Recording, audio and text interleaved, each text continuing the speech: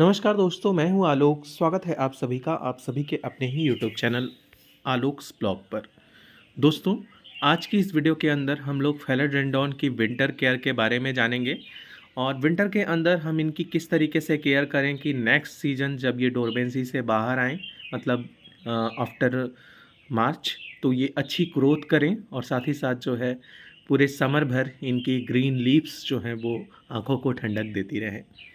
बहुत सारी वैराइटीज़ फेलोडेंड्रॉन की आपको देखने को मिलेगी। मेरे पास भी जो है इसकी 5 वैराइटीज़ हैं और पाँचों की पाँचों जो हैं वो लगभग सारी या तो ऑनलाइन मैंने ली हैं या फिर जो है मैंने एक आध की जो है वो कटिंग ग्रो करी है, क्योंकि कटिंग से बहुत ईज़िली ये ग्रो हो जाते हैं।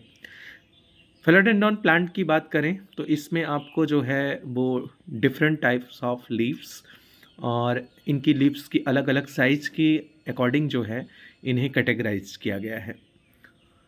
सबसे पहला मैं आप लोगों के सामने ये जो नॉर्मल फेलोडेंड्रॉन आप लोगों को शो कर रहा हूँ, इसके 2 प्लांट मेरे पास हैं और ये मैंने ऑनलाइन परचेज किए थे। छोटे छोटे प्लांट थे लेकिन अब ये काफ़ी ज़्यादा ग्रोथ कर गए हैं।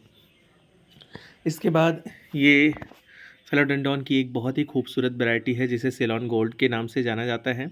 इस बार जो बारिश लगभग जो है वो लास्ट चल रहा था, तो मॉसिस्टिक मैंने इसके अंदर लगाई थी और मच्छर भगाने के चक्कर में जो है वो मॉसिस्टिक पे लग गई मेरी, जो है वो जिस चीज़ से मैं भगा रहा था, और ये मॉसिस्टिक सहित यहाँ से टूट गया।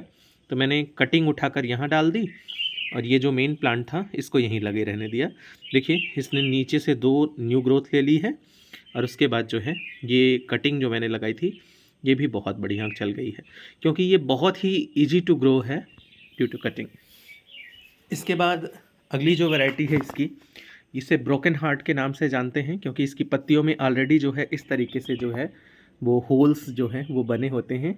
इट इज़ नेचुरल, इसको जो है वो किसी तरीके से बनाया नहीं जाता। कि कोई कोई मुझसे पूछता है कि क्या ये पहले से ऐसे होता है या फिर कोई कीड़ा इसको काट दिया है या फिर ये चीज़ जो है वो बनानी पड़ती है, तो मैं आप लोगों को बताऊंगा ये नेचुरल ही होता है। जैसे ही नई पत्ती निकलती है वो इस टेक्सचर के साथ जो है वो खुद ब खुद जो है वो नेचर हमको देती है।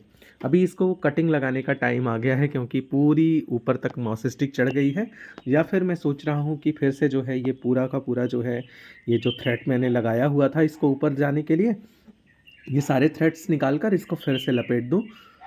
तो 2 चीज़ ऑप्शन है मेरे पास, 2 चीज़ें कर सकता हूँ। इसके बाद ये है फिलोडेंड्रॉन ऑक्सीकैडियम।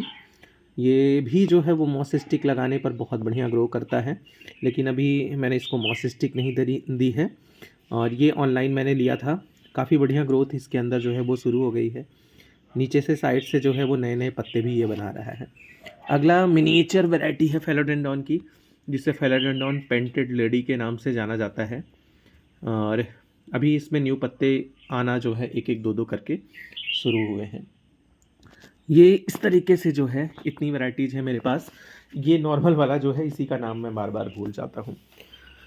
अगर आप फिलोडेंड्रॉन का एक प्लांट लेने जा रहे हैं तो सबसे पहले जो है इसे कब लेना है और किस पॉट में जो है किस साइज़ के पॉट में लगाना है ये जानना बहुत ज़रूरी है। फिलोडेंड्रॉन जो है ये इसको लगाने का जो सबसे बेस्ट टाइम है वो मार्च से लेकर सितंबर तक का है, क्योंकि ये इनका ग्रोइंग पीरियड होता है। बाकी नवंबर से अक्टूबर के मिड से ही जो है ग्रोथ थोड़ी स्लो हो जाती है और नवंबर से इनकी डोरमेंसी स्टार्ट हो जाती है, जो कि फरवरी तक चलती है। यानी वो इसके अंदर इनके अंदर जो ग्रोथ होती है या तो बहुत स्लो होती है या फिर नहीं होती है। तो लेने का जो बेस्ट टाइम है वो मार्च टू सितंबर है। पॉट साइज़ की बात करी जाए तो मिनिमम 10 इंच का पॉट जो है वो दीजिए। अगर पौधा छोटा है तो छोटे पौधे को जो है वो छोटा पॉट दीजिए, क्योंकि बहुत बड़े पॉट देने से होता क्या है उसकी मिट्टी धीरे धीरे करके बहुत ज़्यादा जो है एसिडिक हो जाती है, क्योंकि प्लांट्स वो सारे न्यूट्रिएंट्स ले नहीं पाता और वो इकट्ठा होने की वजह से जो है वो सॉइल ज़्यादा एसिडिक होने की वजह से प्लांट हमारे कभी कभार मर जाते हैं। तो छोटे प्लांट को छोटा पॉट, और जैसे जैसे प्लांट बड़ा होता रहे आप पॉट की साइज़ इंक्रीज कीजिए। और मिनिमम अगर आप बड़ा पौधा आप लगा रहे हैं तो मिनिमम 10 इंच का पॉट इनफ होगा। अब अगली चीज़ जो है वो है सॉइल मिक्स, क्योंकि ये पौधा जो है वो ऐसी जगह का पौधा है मतलब ऐसे जगह इसका नेटिव जो है वो ऐसे जगह से बिलोंग करता है जहाँ पर मॉइस्चर जो है वो वातावरण के अंदर बहुत अच्छा होता है। इस वजह से मिट्टी इसके लिए जो भी आप बनाइए वो मिट्टी भी अच्छे मॉइस्चर को होल्ड करने वाली हो, और जहाँ पर इसको रखिए वहाँ का वातावरण भी जो है वो ठंडा और मॉइस्चर भरा होना चाहिए।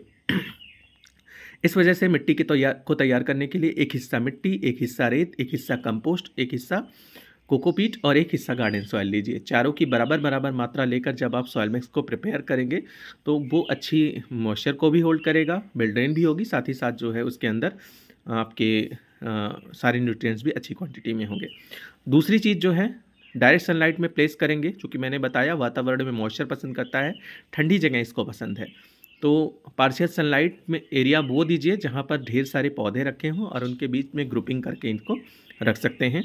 विंटर के अंदर कुछ चीज़ें करनी हैं, वो भी अभी आप लोगों को ज़रूर बताएंगे क्योंकि ये विंटर केयर की ही वीडियो है। बाकी जो है पानी मिट्टी को चेक करके देना है, और खाद जो है वो साल भर में 2 बार अगर आप दे देंगे, सिर्फ वर्मी कंपोस्ट या काउडंग कंपोस्ट वो काफ़ी होगी, या फिर आप अगर देना चाहें तो लिक्विड फर्टिलाइज़र समय समय पर दे सकते हैं। विंटर के अंदर होता क्या है कि अगर इसको बहुत ज़्यादा ठंडा एरिया या फिर बाहर आपने रख दिया, पूरे दिन पूरी रात की फॉग इनके ऊपर पड़ती रही, तो ये जो इनकी स्टेम्स होती हैं, ये पत्तियों से की जो स्टेम होती है और ये जो इसकी नॉर्मल स्टेम्स होती हैं, तो ये इनमें होता क्या है, जो वाटर भरा होता है वो धीरे धीरे करके जमने लगता है ज़्यादा ठंडी की वजह से। और जब वो जम जाता है तो होता क्या है कि पौधे के हर भाग तक जो है वो ना न्यूट्रिएंट्स पहुंच पाते हैं और ना ही जो है मॉइस्चर पहुंच पाते हैं। तो होता क्या है कि वो पत्ते जो हैं due to lack of nutrients या फिर जो है वो फोटोसिंथेसिस जो करते हैं उसे नहीं पहुंचा पाते, वो रुक जाता है। मतलब वो रसारोहण का जो एक सिस्टम होता है वो किसी न किसी तरीके से प्रभावित हो जाता है, और होगा क्या कि पत्ते पीले होने लगते हैं और एक एक करके पत्ते गिरने लगते हैं और कभी कभार पौधा भी जो है मर जाता है। तो विंटर में इसको ऐसी जगह पर प्लेस कर दीजिए जहाँ पर जो है बहुत ज़्यादा इसको ठंड ना लगे। इंडोर ऐसी जगह पर रखिए जहाँ पर पार्शियल अच्छी सनलाइट मिलती रहे, ऐसा भी नहीं कि बिल्कुल शेड में उठा के रख दीजिए, और फॉग से भी आपका पौधा बचा रहे, ज़्यादा ठंडक इसको ना लगे। विंटर में आपको एक चीज़ और देनी है, पानी जो है आपको बहुत ज़्यादा सावधानी से देना है। जैसे ही पानी ज़्यादा होगा, ये सेंसिटिव चूँकि उस टाइम पर होता ही है, तुरंत जो है पौधा मरने लगेगा। विंटर के अंदर वाटरिंग की फ्रीक्वेंसी जो है आपको थोड़ा डिक्रीज करनी पड़ेगी। मिट्टी को चेक करके जो है वो थोड़ा थोड़ा पानी दे दीजिए। अगला जो काम है वो है आपको विंटर के अंदर जो ध्यान देना है, मिस्टिंग का। अभी मैंने देखिए मिस्टिंग कर रखी है, लेकिन विंटर के अंदर ये चीज़ जो है आपको या फिर नहीं ही करनी है, या फिर करनी है तो महीने में कभी एक आध बार करनी है। जो हम लोग हफ्ते में एक आध बार करते हैं वो चीज़ महीने में करनी है, या फिर रोक ही दीजिए, क्योंकि विंटर के अंदर जो है, लेकिन फिर भी जो है अगर कुछ पत्ते ज़्यादा गंदे हो रहे हैं तो कॉटन के कपड़े से आप इनके पत्तों को जो है वो धीरे धीरे करके पोंछ सकते हैं। खाद नहीं देनी है। खाद अगर देंगे, चूँकि नॉन ग्रोइंग पीरियड होता है तो उसका जो है वो उसको यूटिलाइज वो मार्च से ही करेगा, तो देने का कोई फ़ायदा नहीं। और कभी कभार जो है वो चूँकि पौधा उस चीज़ को ले नहीं पाता है, जड़ें जो हैं वो एक्स्ट्रा जो है फर्टिलाइज़र की वजह से सेंसिटिव हो जाती हैं और वो मरने लगती हैं। समय समय पर फंजीसाइड जो है उसका छिड़काव कर दीजिएगा, और फंगस या कोई डिजीज़ नहीं लग रहा है इस चीज़ का ध्यान रखिएगा। बस इतनी केयर से आपका भी फिलोडेंड्रॉन बहुत बढ़िया ग्रोथ करेगा और देखने में खूबसूरत लगेगा।